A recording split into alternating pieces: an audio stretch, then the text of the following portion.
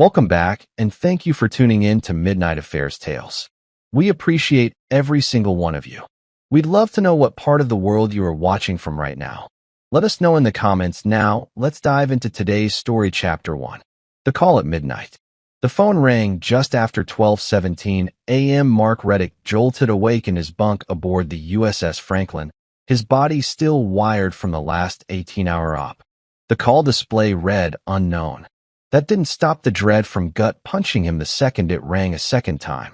"Chief Reddick," he answered, voice sharp. "Sir, this is Nurse Daniels from Chesapeake Memorial Hospital. Your daughter, Lily Reddick, has been admitted. She's stable, but you need to come home. Now." Mark's world stopped. His boots hit the floor before the nurse finished her sentence. He grabbed his deployment pack, barely hearing her explain a head injury, possible dehydration, signs of neglect. She mentioned Lily had been home alone. For how long, no one knew. "She kept asking for you," the nurse added gently. "Said she couldn't find her mom." A stillness colder than the sea crept over him. Vanessa hadn't answered his last two calls. She'd said her phone had a glitch. Now his daughter was in a hospital bed, alone. He didn't ask for permission. He ordered his return. 6 hours later, his boots hit Virginia soil. Inside the hospital, the bright light stung. Lily was curled on the cot, her face pale, with bruises under her eyes, bandaged forehead, and 4 in her arm. When she saw him, she cracked, just a tiny, broken sound. "Daddy, where were you?" Mark knelt beside her, trying to steady his voice. "I'm here now, sweetheart. I swear I'm here." But as he held her trembling hand, a question burned deeper than anything he'd faced in uniform. Where the hell was her mother? "Hey, just want to speak from the heart for a second. I've been working really hard on both my channels, writing, editing, everything by myself. But lately, it feels like the support isn't what it used to be. New subscribers aren't coming in the way they did before, and honestly, it gets disheartening. I've started a new channel called Betrayal Stories Lab, where I share even deeper, more emotional stories. If my content has ever meant something to you, please check it out. The link's in the description. Just one click. It would really mean a lot. Thanks for sticking around. Your support keeps me going." The front door creaked as Mark pushed it open. It was 9:42 p.m. The house smelled stale, untouched. The kitchen light was still on, casting long shadows over the counter. Lily's backpack lay on the floor near the stairs, next to an empty water bottle and an unopened granola bar. No sign of Vanessa. He scanned the room like it was a fresh mission site. The living room had an open wine bottle. A single glass, half full. No dishes. No sign of a second plate. But on the counter sat a pair of unfamiliar men's sunglasses. Mark picked them up slowly. Designer. Not cheap. Definitely not his. He moved through the house. Their bedroom door was ajar. Sheets wrinkled. A faint perfume still clung to the air, sweet and bitter. He checked the bathroom, 2 towels used. Hair on the sink that wasn't his. The trash bin held a used condom wrapper, half buried under tissues. His throat tightened, but he said nothing. No rage. Not yet. This was recon. A drawer near the bedside table stuck slightly when opened. Inside, tucked under some old mail, was a receipt. "Mariner's Inn, room 406. Dated 2 nights ago." His daughter's injury had occurred the same weekend. Vanessa wasn't answering her phone. Mark walked out to the back porch, where Lily's bike leaned against the railing, still muddy from last week's rain. That's where he sat, silent, watching the road. At 10:18 p.m., headlights appeared. A car he didn't recognize pulled up the driveway. Vanessa stepped out, heels clicking on the gravel, laughing at something someone had texted her. She froze when she saw him on the porch. Mark stood up slowly. "Where have you been?" he asked. She blinked. "What?" "I told you. My aunt. There is no aunt in Norfolk." She went quiet. Mark's voice was ice. "Want to try again?" That night, Lily stirred awake around 2 a.m., needing water. She shuffled to the hallway, rubbing her eyes. She paused when she saw light spilling from her dad's study, the door slightly ajar. Mark was at his desk, laptop open, files spread out like a war map. He didn't see her standing there. On the screen were Google searches, how to access deleted texts, Infidelity Laws Virginia. How to clone a phone without root access. Lily stepped closer. Dad. Mark turned quickly, softening when he saw her. Couldn't sleep either, huh? She nodded, stepping into the room. Her voice was barely above a whisper. Can I ask you something? Anything. Mom told me not to say, but she was gone a lot. I heard her talking to someone. A man. Her lips trembled. She said you were busy and that it's okay to have someone to lean on when you're lonely. Mark felt something inside him fracture, not loud, not visible, just a silent shift, like steel under pressure. He kept his tone level. Did he ever come here? She nodded. Once. I saw his boots. Big ones. Police kind. Mark felt his heart stop, not just because of what she said, but who she might have meant. Lily stepped forward. Am I in trouble for telling? Mark knelt, holding her tightly. No, sweetheart. You just saved us both. She looked up. Are you gonna leave, Mom? He didn't answer. Just stared past her, eyes narrowing, already planning something far colder than divorce. Because this wasn't just betrayal. This was war. The next morning felt colder than it should have been. Mark stood at the kitchen stove, quietly flipping eggs in a pan. Vanessa came downstairs barefoot in one of his old navy sweatshirts. A manipulative detail, he saw it for what it was. She offered a smile like nothing was wrong. Smells good, she said. He didn't answer. Just placed a plate in front of Lily, who sat at the counter drawing a dog with a pirate hat. Her innocence made the room feel even heavier. Vanessa cleared her throat. Mark, I wanted to talk about. He held up a hand. Let's skip the small talk. Her eyes flicked toward Lily. He nodded. She knows more than you think. They ate in silence. Mark chewed slowly, methodically, watching her. He didn't ask questions. Not yet. He was watching the way a trained interrogator watches. Tone, body language, breath. When Lily went upstairs, Vanessa sat down, exhaling. I didn't mean for any of this to happen. You disappeared for 3 days. I told you, I was at your aunt's, right? He dropped the hotel receipt on the table. Room 406. 2 nights. Mariner's Inn. That's not Norfolk. She froze. Her lips moved, but no words came out. He leaned forward. Want to know what really pisses me off? It's not even the affair. She blinked. Then what? You left our daughter alone. She got hurt while you were screwing around, and you weren't even reachable. I didn't think she'd exactly. He cut her off. You didn't think. The silence stretched. He stood, voice steady. You can lie to yourself. You can lie to him. But don't you ever lie to me again. And with that, he walked away, knowing full well this wasn't the confrontation. It was the prelude. Mark spent the afternoon cleaning out the garage. He needed space to think, and the rhythm of sorting old boxes grounded him. That's when he found it, an envelope tucked under a pile of Lily's baby drawings. His handwriting. A card he'd mailed 3 months ago from deployment. To my wife. Happy anniversary. Still sealed. He opened it. The card read, I know I'm far, but I'm with you every second. I love you more than I can ever put into words. He stood there, the card trembling in his hand. The envelope was creased, slightly faded, but untouched. He didn't hear Vanessa walk into the garage behind him. She saw the card. Mark. I didn't know where to put that. I don't. He didn't look at her.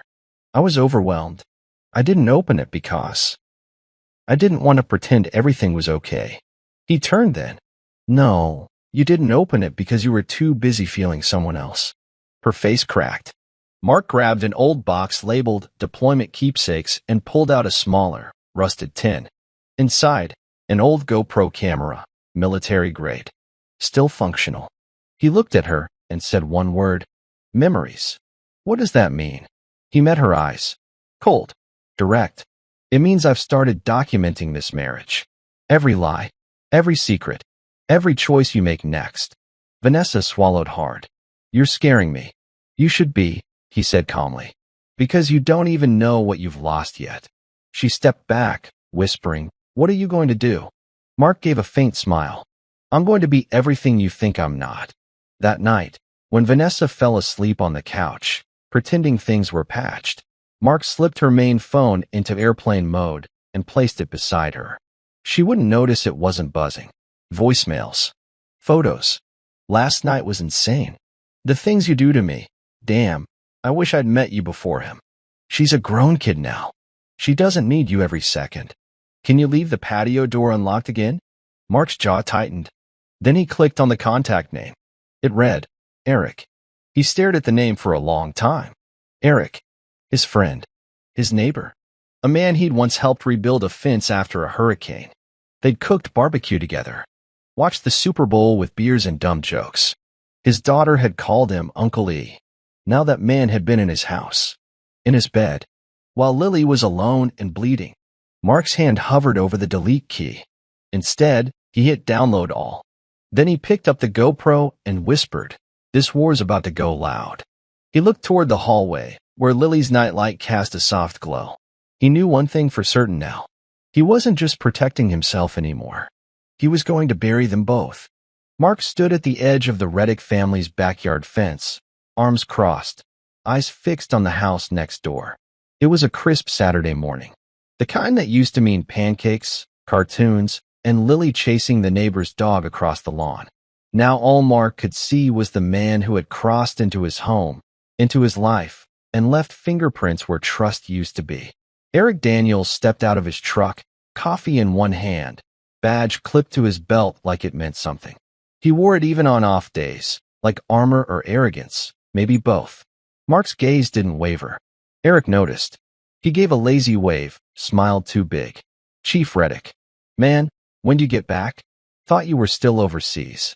Mark didn't return the smile. I've been back just long enough. Eric nodded, oblivious. We should catch up. Got some ribs I'm throwing on later.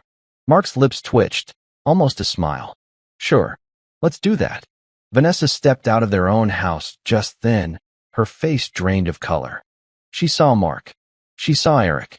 Her mouth opened slightly, but no words came out. Eric glanced between them. Everything all right?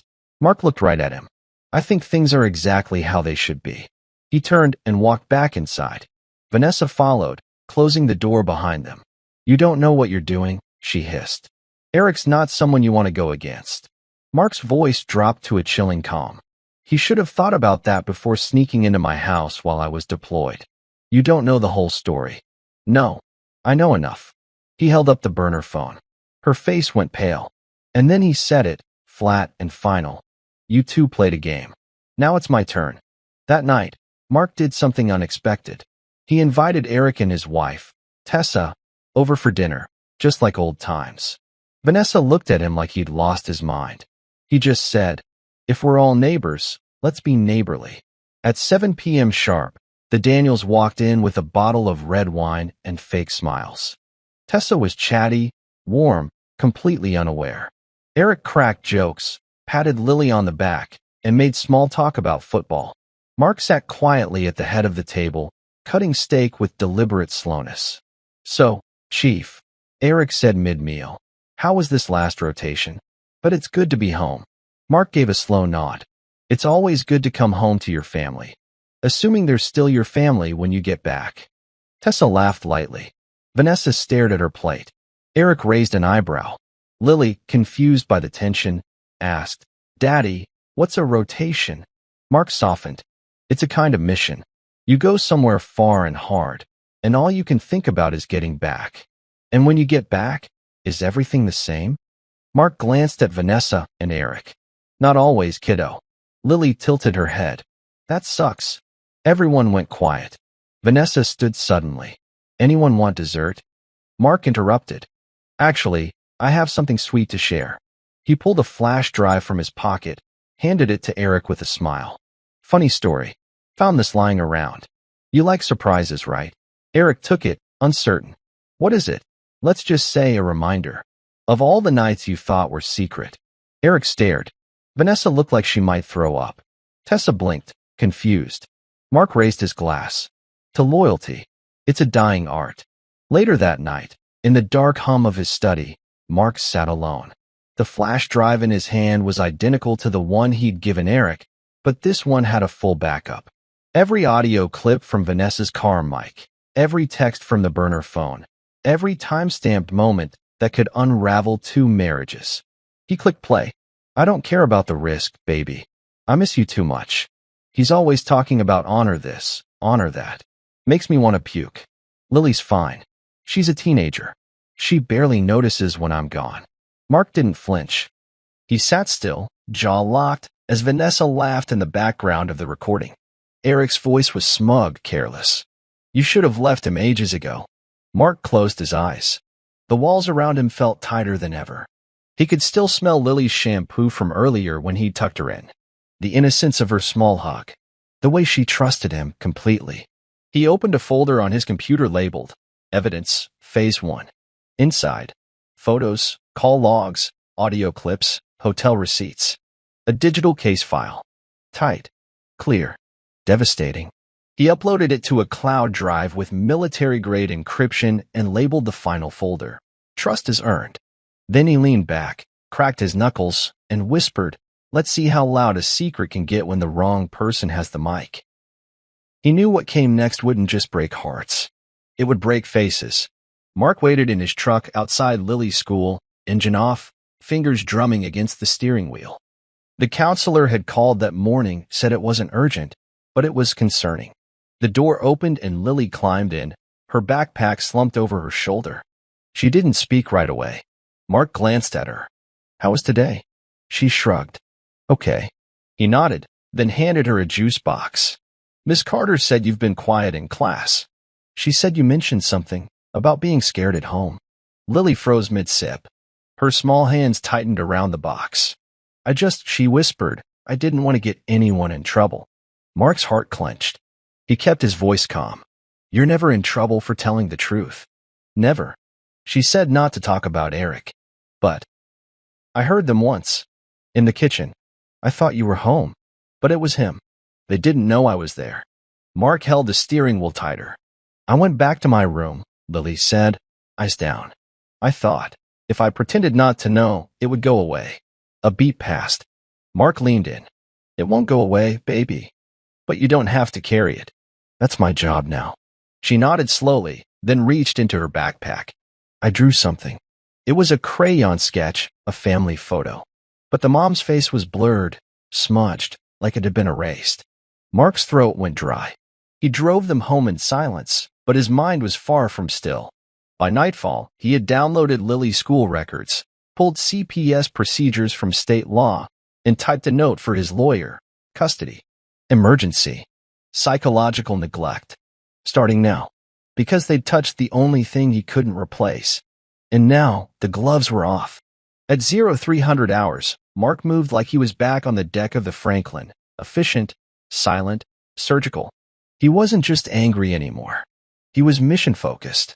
He opened the secure app on his laptop. Compass rose, a retired military operations network reactivated for veterans needing civilian justice. One request. One message. One encrypted file. Target. Eric Daniels. Badge number 4197. Request. Background pull, corruption trace, financial records, badge conduct history. Note. Suspected misuse of badge. Adultery. Evidence theft. Civilian endangerment. Within minutes, the thread lit up with Old Navy and Marine contacts, cyber guys, lawyers, even a retired JAG officer. Mark's phone buzzed. You want this quiet or public? He replied, public. Eventually. I need teeth first. Then he messaged someone else, Jess, a Navy forensic specialist turned private investigator. Her reply came in instantly. Still owe you from Jakarta. I'm in. Just sent a voice scrubber and GPS tag. Mark opened the small package sheet overnight, a set of modified smart plugs, a mini GPS tile, and a signal sniffer. All plug and play. He moved fast. Within hours, the hallway outlets were bugged. Vanessa's phone charger was swapped with the audio capture plug. Her car charger? Tagged. He wasn't guessing anymore. He was collecting, stacking truth until it became undeniable. Every step was documented, named, timestamped. On the folder's top line, Phase 2, Pre-Exposure. Later, as he watched Vanessa walk to her car in heels, texting like nothing had changed, he whispered under his breath, You wanted secrets. Now let's see how you handle surveillance. 3 days passed. The data piled up, a voice message from Eric laughing about Lily's injury. Another from Vanessa, talking about being free after handling things. But then came a new audio clip, one that stopped Mark cold. I told him I had a miscarriage. That kept him around. He's obsessed with being needed. Vanessa's voice. Clear. Casual. Cold. He said he'd leave his wife. But I don't think he will. He's weak. Just like Mark. Mark's breath left his body. She'd faked a miscarriage? Not just to keep Eric, but to manipulate a second man while her daughter lay bruised and alone. The betrayal wasn't just physical now. It was tactical. Intentional. He stared at the screen, feeling the room grow smaller, darker. Downstairs, he heard Lily laughing softly at a cartoon, unaware. Mark opened the folder labeled Audio Set 2, copied the miscarriage confession, and burned it onto a small USB drive. Labeled it with a Sharpie, Truth Bomb. The plan was no longer about divorce. No longer about a private reckoning. This would be public. People had to see what she was. Not just for justice. For protection. He watched from the hallway as Vanessa walked into the kitchen, humming like nothing had happened. She didn't know her time was ticking.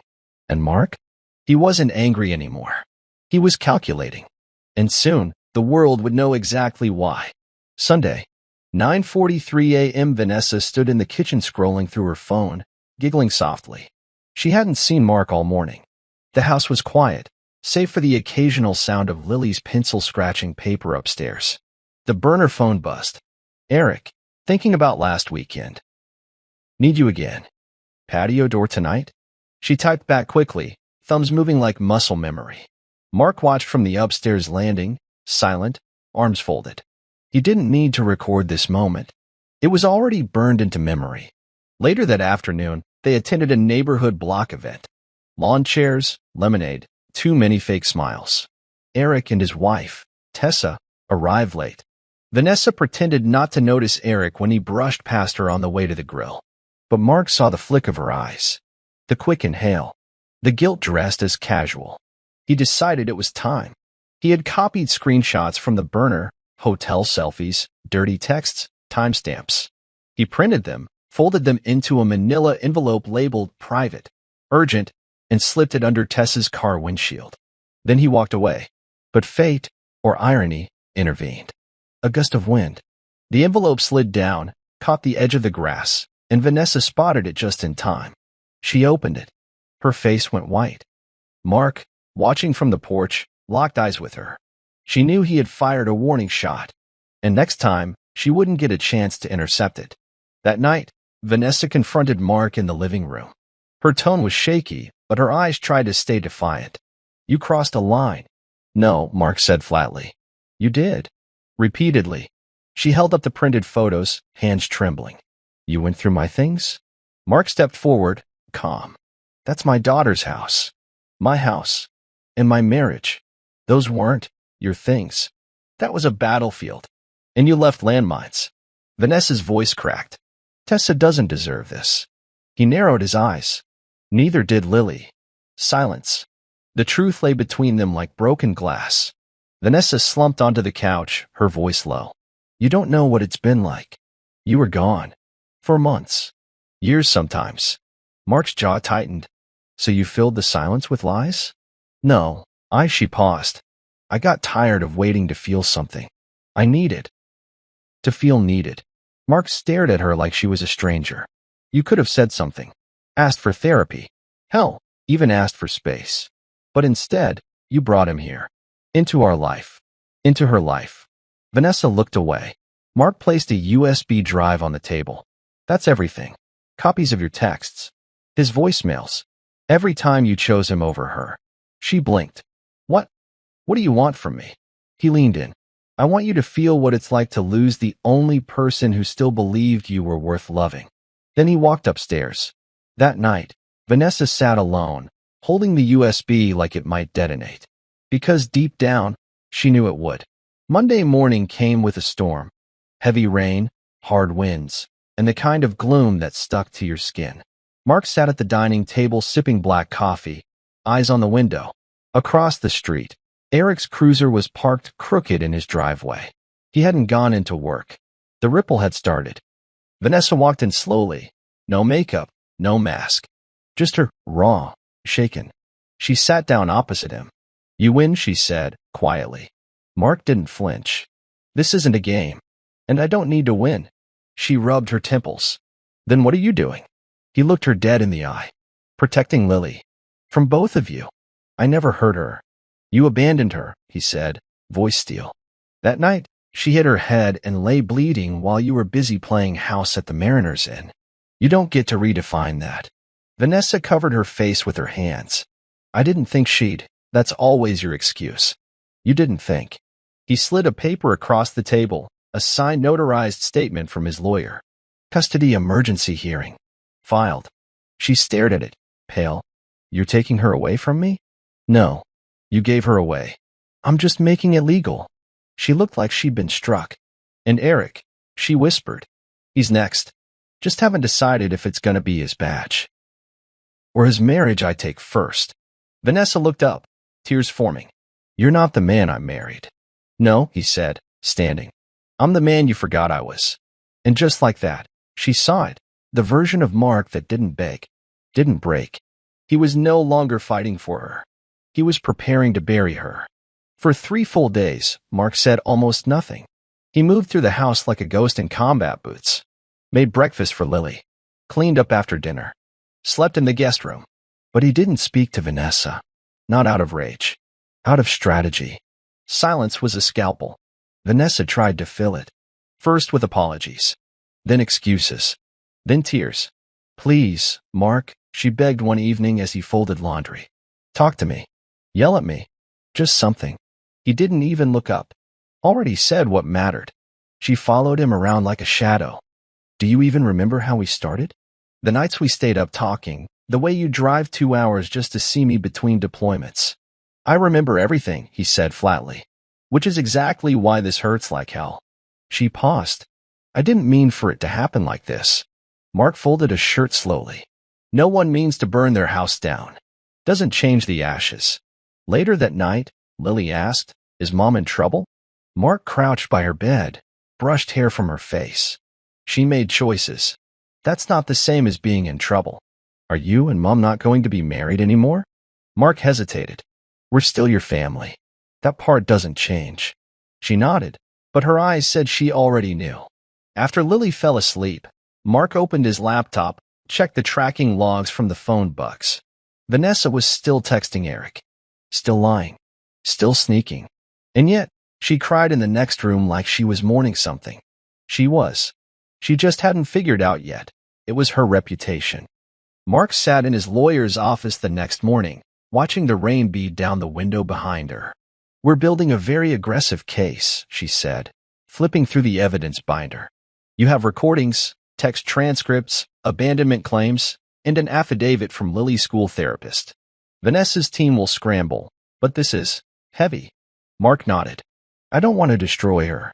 I want full custody. And I want her nowhere near my daughter without court approval. You'll get it, the lawyer replied. Judges don't smile on absent mothers who lie and cheat during a military deployment while their child ends up hospitalized. Mark handed her a new USB. Add this to the file. It's recent. The lawyer plugged it into her laptop. The audio filled the room. Let him take her, honestly. It's not like I'm gonna be a mom of the year anyway. Besides, kids are resilient. Vanessa's voice. Drunk. Dismissive. Laughing. Mark didn't react. But the lawyer looked up, lips tight. Are you sure you don't want to file for defamation too? This could go nuclear. I just want Lily safe. The rest? That's just cleanup. As Mark left the office, his phone buzzed, a message from Tessa. We need to talk. Urgently. He paused on the sidewalk, raindrops sliding down his jaw. It had started. The first fault lines were opening. And soon, the whole rotten house would cave in. That evening, Vanessa stood in the kitchen, phone in hand, furiously scrolling. Her fingers moved faster than her thoughts. Delete. Delete. Delete. Mark watched from the hallway, unnoticed. She was going through the burner phone, erasing threads with Eric. Photos. Audio clips. Location logs. All of it. But what she didn't know was simple. Every single byte was already copied. 2 cloud backups. 1 flash drive in a fireproof box.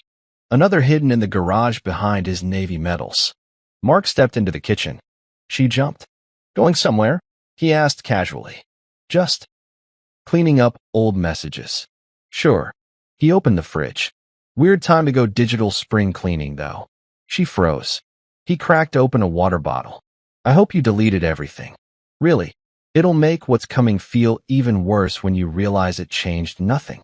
Mark, I don't know who you are anymore. He took a slow sip. That's funny. I know exactly who you are now. Vanessa lowered her phone. Her voice dropped to a whisper. Are you going to ruin me? Mark set the bottle down. No, she looked confused. You're not. He stepped closer. Calm. Measured. Dangerous. I'm going to let you do it yourself. And with that, he turned and walked out, leaving her alone in the silence. The silence that used to be safety. Now, it was a countdown. The black envelope arrived on a Thursday. Vanessa's older sister had passed. Sudden heart failure. Tragic. Unexpected. Mark knew her well. They'd been close, once. Before the distance. Before the lies. Vanessa approached him cautiously. I'm flying to Charleston for the service. I'd like to take Lily. Mark didn't look up from his laptop. No, she was her aunt. She also hasn't asked about your side of the family in months. Because you made sure she barely knew them. She deserves to say goodbye. Mark leaned back, staring at her. And I deserve to know my daughter won't be left in a hotel room while you disappear with another man. Vanessa opened her mouth, then closed it again. She didn't argue, just quietly turned and left the room. Mark attended the funeral alone. He hadn't planned to, but something told him it would be worth it. And it was. He stood near the back pew, blending in with the silent crowd dressed in black. Grief lingered in the air, heavy and honest, until Vanessa walked in, arm gently looped around Eric Daniels.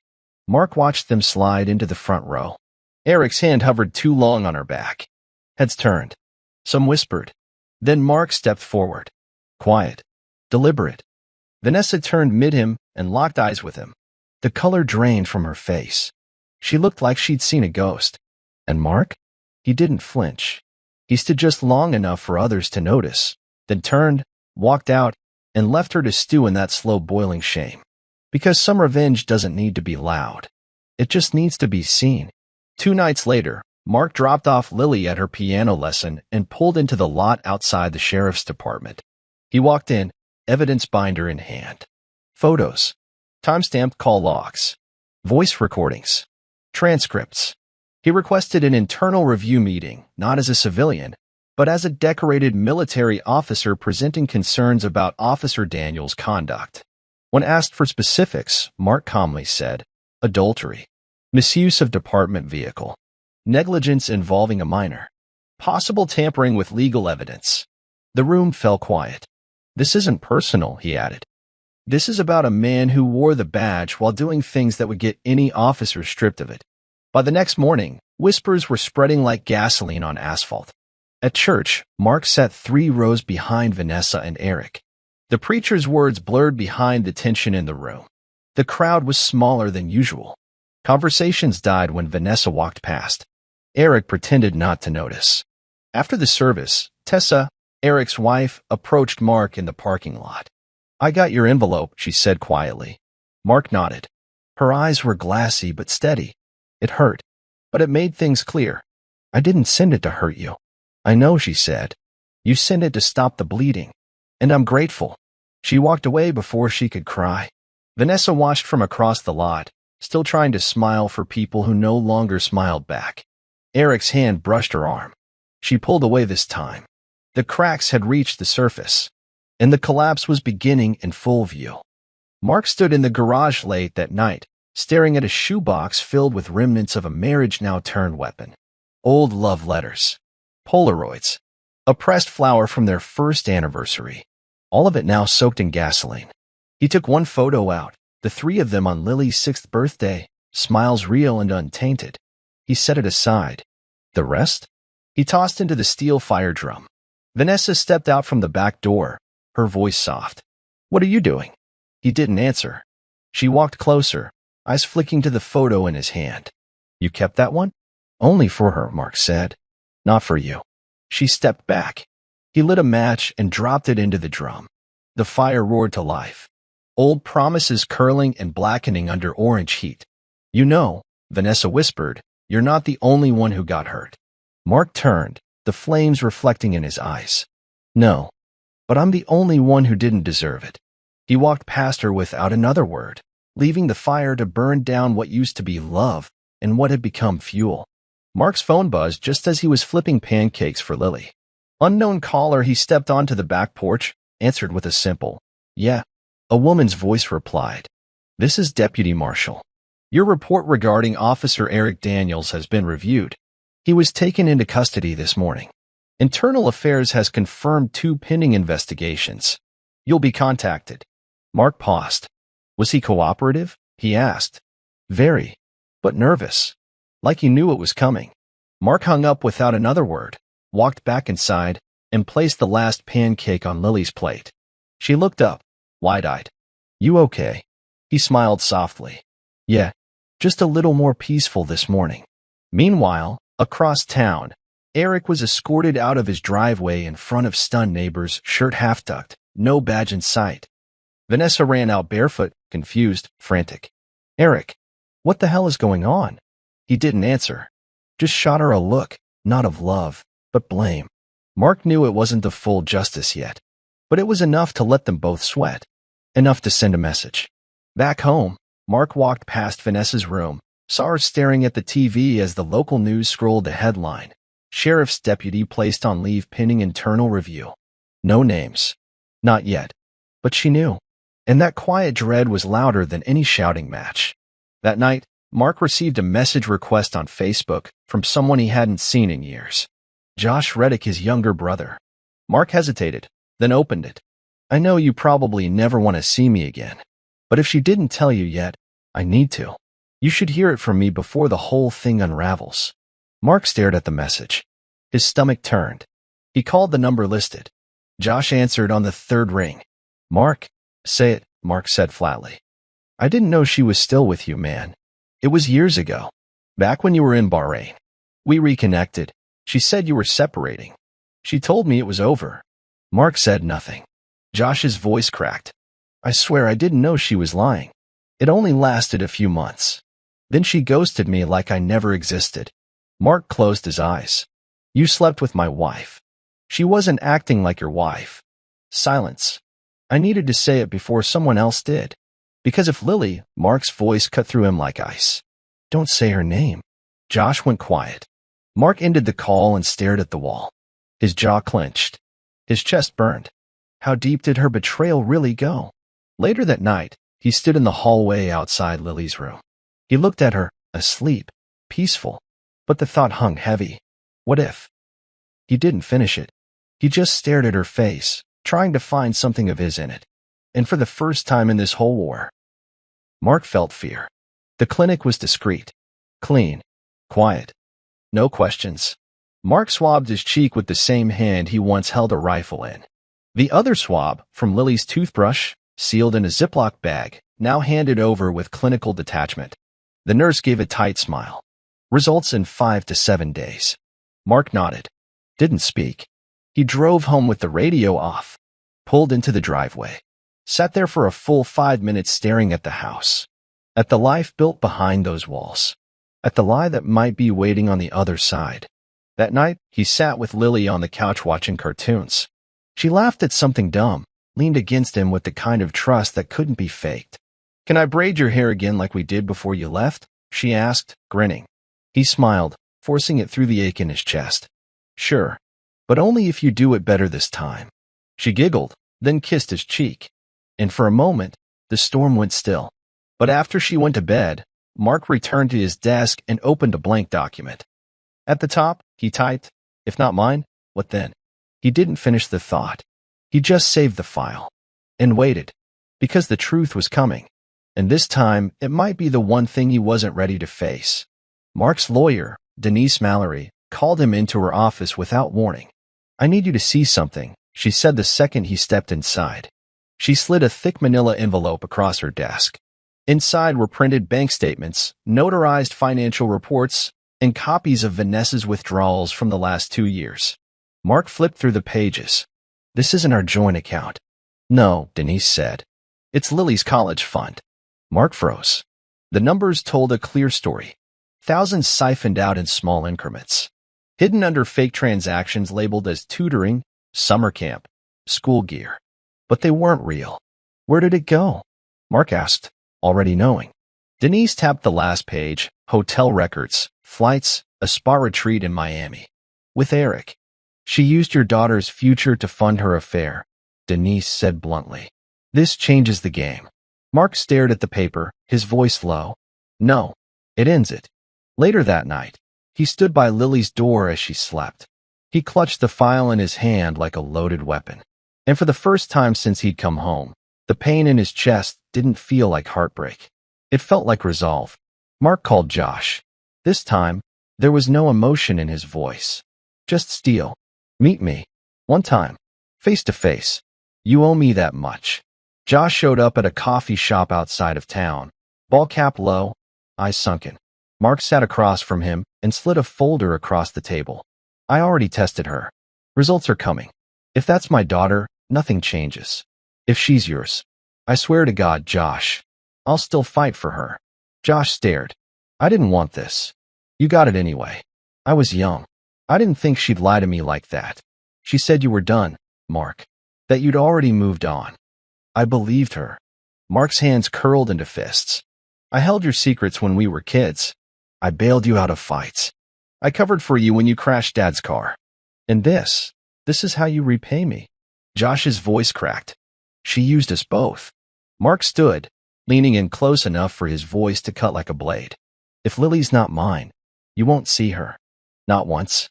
Not ever. Josh blinked rapidly. Even if I'm her? Mark cut him off. She's my daughter. Not because of blood. Because I was the one who showed up. You're just a mistake in a memory I'm going to erase. Then he walked out. And Josh didn't follow. The courtroom was still. Lily sat quietly with the guardian ad litem in the front row. Vanessa sat beside her attorney, visibly shaken, trying to keep her posture straight. But the bags under her eyes told a different story. Mark wore his uniform. Not because he had to. Because he wanted them to see who he was. The judge reviewed the evidence. Then came the exhibits. Denise stood. Your Honor, Exhibit D, itemized withdrawals from a minor's trust account. The funds were used to finance extramarital activities by the respondent, Vanessa Reddick. Vanessa's lawyer objected, but it was overruled. Exhibit E, audio recordings of the respondent dismissing her responsibilities toward her daughter, including this statement, let him take her. Kids are resilient. Vanessa sank into her seat. Then Denise dropped the final blow. We request full legal and physical custody on grounds of neglect, emotional abandonment, and financial exploitation. The judge paused, brows furrowed. Does the respondent contest these findings? Vanessa's lips parted, but no words came out. Her lawyer whispered in her ear. She just shook her head. I have no further questions, Your Honor, Denise said.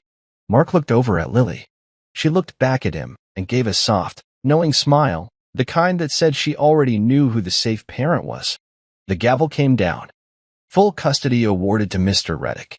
Visitation rights suspended pending psychological review of the respondent. Vanessa's mouth fell open. And Mark? He didn't smile. He simply reached for his daughter's hand. Because in that moment, justice didn't need to be loud. It just needed to be final. Rain tapped softly on the windows as Mark pulled the old leather photo album from the back of the closet, the one Vanessa had made their first year married. Pages full of smiles that no longer meant anything. He laid it open on the kitchen table. Their wedding. Their first apartment. Lily's ultrasound. All of it. Poison now. Vanessa stood in the doorway watching him, arms crossed over her chest. What are you doing? Mark didn't look at her. He flipped a page and tore out a photo Lily's first day of kindergarten. He set it aside. The rest? He poured lighter fluid over the open pages. Vanessa stepped forward. Mark, stop this, he said quietly, was the last lie I was holding on to. He struck a match. The flame caught instantly, curling over their smiling faces, blackening what used to be sacred. You don't need to do this, she whispered. He turned, locking eyes with her. I already did. When I forgave you the first time and you lied again. That's when this marriage died. I'm just giving it the burial it deserves." She didn't speak. The fire in the drum outside the back porch danced as he dumped the ashes in. No screaming. No tears. Just finality. Because some things shouldn't be remembered. The DNA results arrived in a flat envelope. No ceremony. No phone call.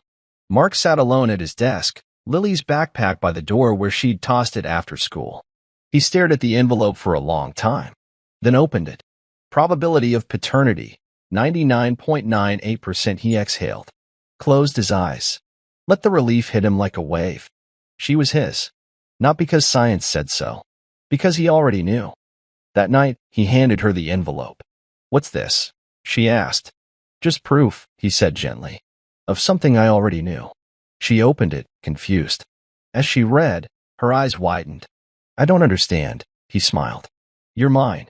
Always were." Tears welled in her eyes. "Did someone say I wasn't?" "No. But some people don't understand what real family looks like. I just needed to make sure no one could ever take you from me." She launched herself into his arms. "I don't care what it says," she whispered. "You're my dad." He held her tighter than he had in years. Because now, there was nothing left to question. Only what came next. The town changed after that. Whispers filled grocery aisles. Eyes lingered longer when Vanessa walked into the bank, or the pharmacy, or church. Conversations stopped when she passed. No one yelled at her. No one needed to. The silence said enough. Eric's home stayed dark, his cruiser removed, his name scratched from the mailbox. His wife had filed for divorce the same day the department confirmed his suspension. Vanessa tried to keep going. She volunteered at a local event. Got turned down. She applied for a position at the school library. The PDA said no.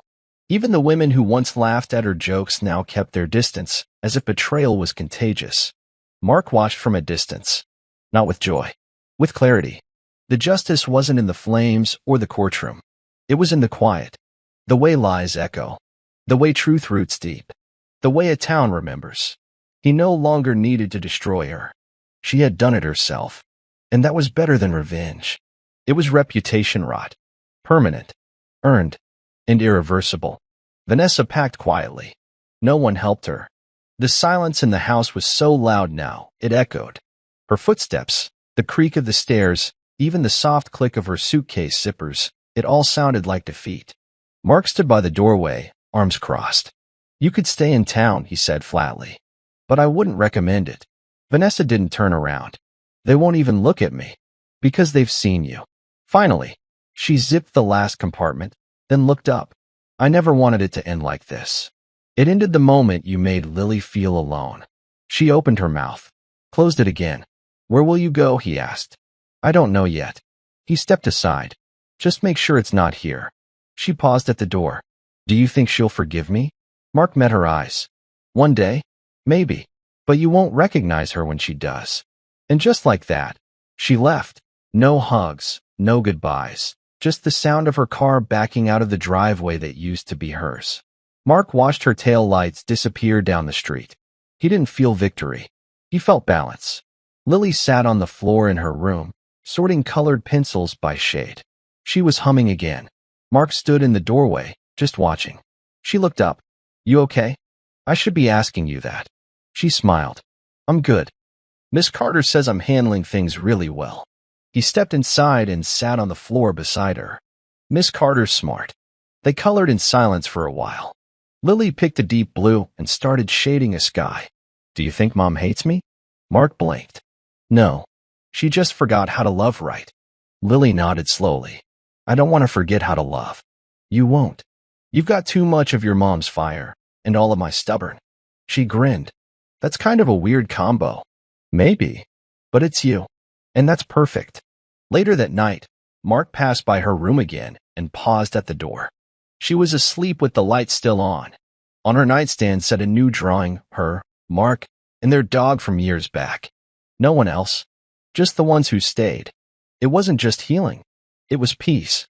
Mark adjusted his collar before stepping onto the stage at the local veteran appreciation event. Rows of chairs were filled with former service members, families, and a few local journalists. A large banner hung behind him, honor beyond service. He wasn't there to talk about medals or combat stories. He was there to talk about rebuilding. My name is Mark Reddick. I served 21 years in the Navy, but my real fight didn't start until I came home. The room went still. I came back to betrayal from the person I trusted most. But this isn't a story about revenge. It's about responsibility. For my daughter. For myself. He spoke without notes. Just heart. When we wear the uniform, we're trained to hold the line. But what happens when the line breaks at home? A pause. We hold it anyway. People leaned in. Some nodded. One man wiped his eyes. I lost a marriage. I lost my sense of safety. But I never lost who I was. And I never let my daughter lose herself either. A slow round of applause started, then built. And when it ended, a local reporter approached him backstage. That was raw. Honest. You ever think about sharing the full story? Mark shook his head. Maybe someday. For her. Not for me. Because he didn't need the world to know. Just his daughter. It happened quietly. Eric Daniels was spotted sitting alone outside the courthouse steps, suit wrinkled, tie crooked, hair longer than usual. He looked nothing like the badge-polished cop Mark once knew. Mark didn't say anything at first, just watched from across the street. Then he walked over. Eric looked up, here to gloat. Mark sat beside him on the cold concrete. You're not worth gloating over. Eric let out a bitter laugh. They took my badge. My wife. My pension's frozen. You earned all of it. Eric looked sideways. She lied to both of us. Mark didn't flinch. You knew she was married. She said you were a ghost. Said you didn't care. Mark turned toward him. And you believed her. Because it made what you wanted easier. Eric didn't respond. Mark stood up, pulled something from his jacket, a single photo. It was Eric and Lily from a birthday party 3 years ago. Laughing. Unbroken. You were family once. Lily thought the world of you. Eric stared at the photo, then back at Mark. Mark's voice dropped. You betrayed more than me. And that's what you'll carry. Not the charges, not the badge, her silence. He walked away, leaving Eric holding the picture. Not to forgive, but to remember what he ruined. Josh showed up uninvited. He stood at the edge of Mark's porch, holding a 6-pack of cheap beer and a face full of regret. Mark opened the door just far enough to be seen. Josh raised the bottles. Peace offering? Mark didn't reach for them. You're 4 years too late. Josh sighed. I had to try. You tried already, Mark said. You tried her. While I was 7,000 miles away, keeping you safe from people you'll never have the spine to stand against. Josh winced. I didn't know. I didn't. You knew enough, Mark cut in. You knew she was married. You knew I was deployed. And you still went back to her bed. Josh's voice dropped. I didn't come here to fight. No, Mark said coldly. You came here hoping I'd give you back some part of yourself I've already buried. Silence. Josh looked at the porch floor. You think I could ever talk to her? Mark stepped outside, shutting the door behind him. You don't get to speak her name. You don't get to step near this house. And you sure as hell don't get to play uncle to a kid who already lost enough. Josh nodded slowly, swallowing hard. Then he walked away. Mark didn't watch him go. Because some people don't deserve closure. They deserve consequences. Lily found the envelope taped to her door. Inside was a check, large, official, and clean. Her name was typed in bold. Lily Reddick, College Trust reinstated. She walked downstairs, holding it in both hands like it was breakable. Dad? Mark stood at the stove, flipping grilled cheese. She held up the check. You did this. He turned, smiled. Took a while. But I rebuilt the fund. Same amount. Same purpose. Her eyes widened. I thought it was gone. He nodded. It was. But not everything that breaks stays broken. She stared at it, quiet for a moment. You could have used this for anything. I did, he said. I used it for your future. She stepped forward and hugged him tightly. You didn't have to.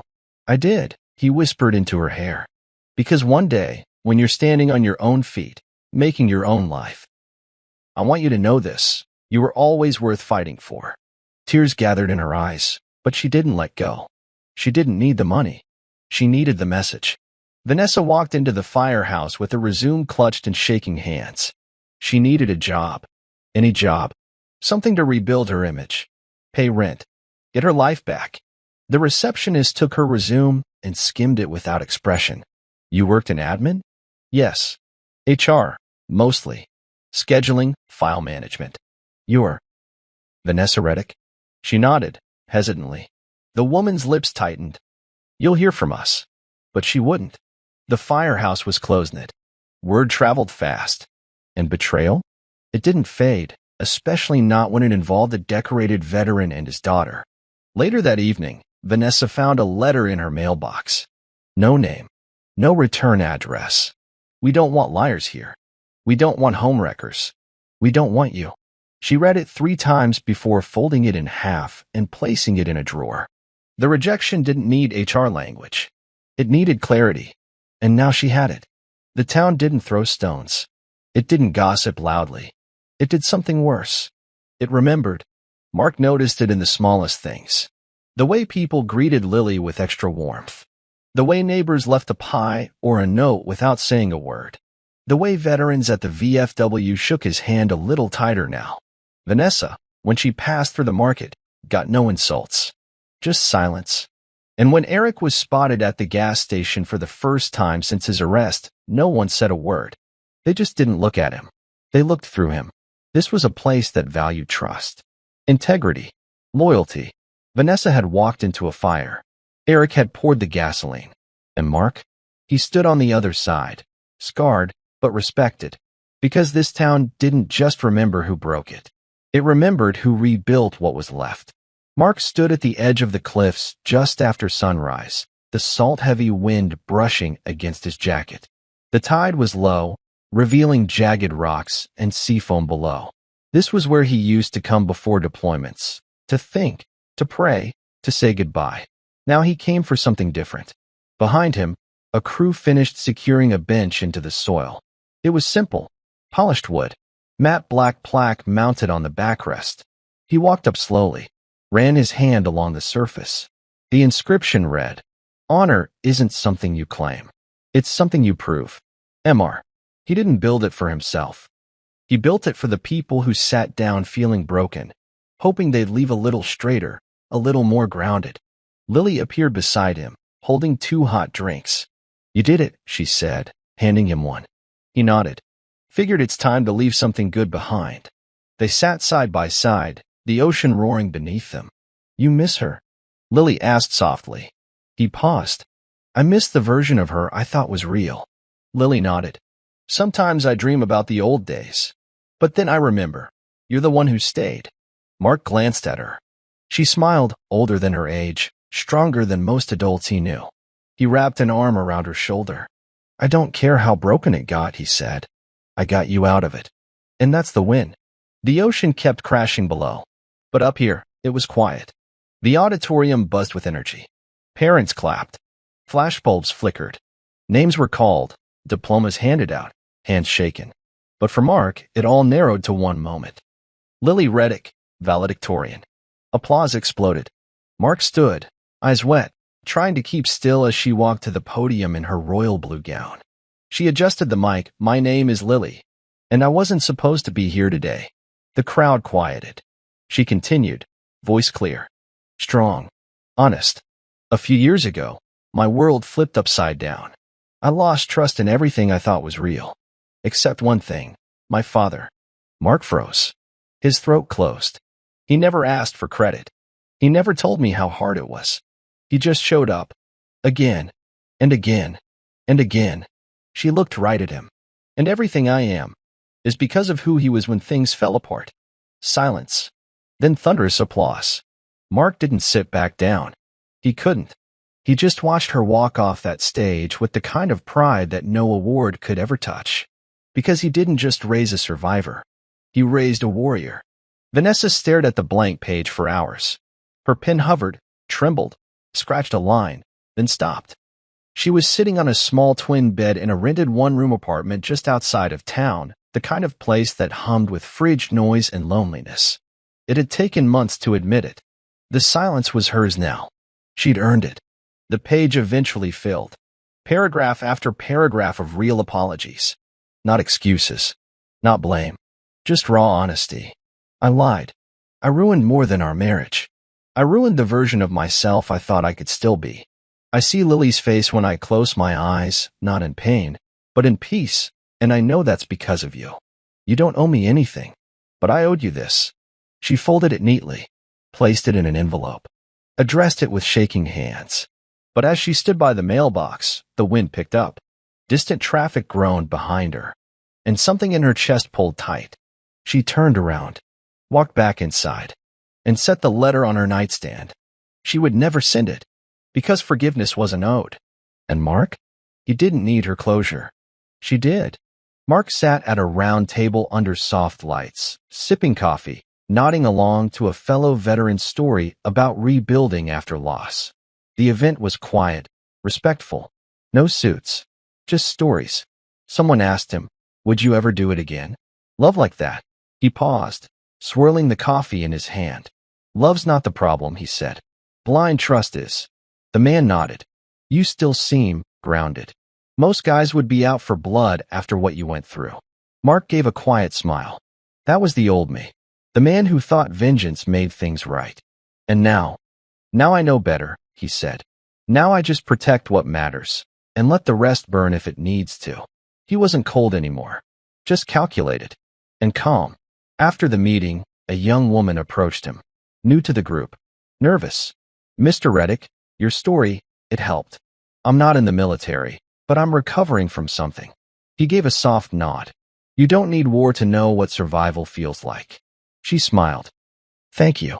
Mark watched her walk away, stronger already. He didn't need a crowd, just impact.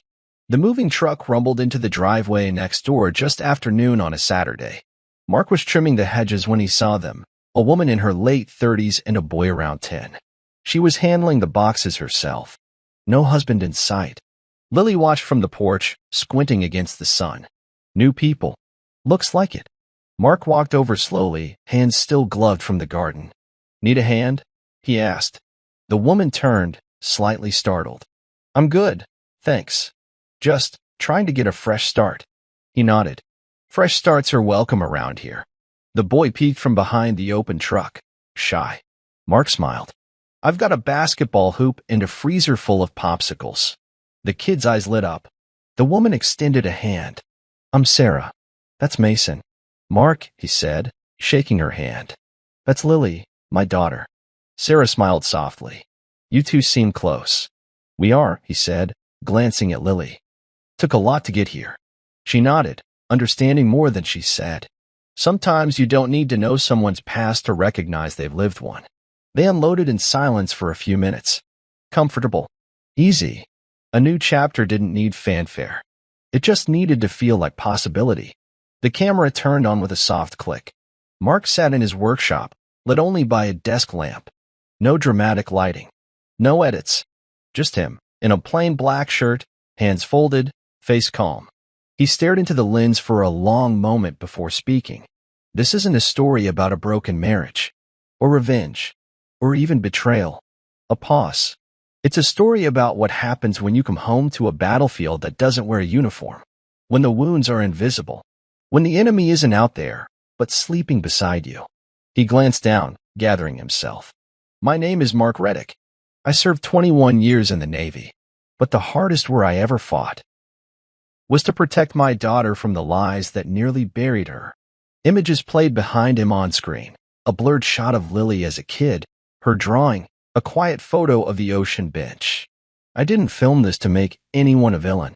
Life already handled that. I filmed it because too many of us, veterans, parents, survivors, think silence is strength. It's not." His voice cracked, just once. "Strength is showing up, even when everything inside you wants to disappear." He looked straight into the camera now. If you're going through hell, walk. If you've been betrayed, protect what's worth saving. And if no one's ever told you this before, you're not crazy for needing the truth.